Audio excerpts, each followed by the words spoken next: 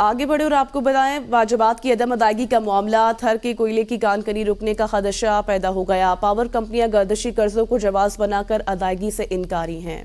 Sindh Engro coal mining company को सरमाए की शदीद किल्लत का सामना है। कानकुनी के ऑपरेशंस रुकने का भी खदशा है। इन्हीं खदशात से मुतालिक तफसीलात जानते हैं इस्लामाबाद से नुमाइंदा एबीएन न्यूज़ शाहिद अजमल से। शाहिद, बताएगा किन खदशात का इजहार किया जा रहा है? जी बिल्कुल, वाजिबात की अदम अदायगी के मामले पर थर के कोयले की कान की पैदावार रुकने का खदशा पैदा हो गया है। पावर कंपनियां गर्दिशी कर्जों को जवाब बनाकर अदायगी से इनकार कर रही हैं। ज़राए वज़ारत तवानाई का कहना है कि Sindh Engro coal mining company को सरमाए की शदीद किल्लत का सामना है।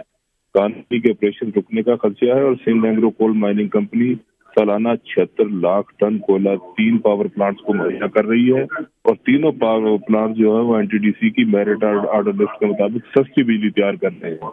अदम अदायगी की वजह से कंपनी को सरमाए की किल्लत का सामना हो गया है और आईपीपी गर्दिशी कर्जों को अदम अदायगी की वजह करार देकर जो है वो कंपनी को अदायगियां नहीं कर रहे। आईपीपी हुकूमत और रेगुलेटर से बहुत शुक्रिया, शाहिद अजमल इस हवाले से आगाह कर रहे थे।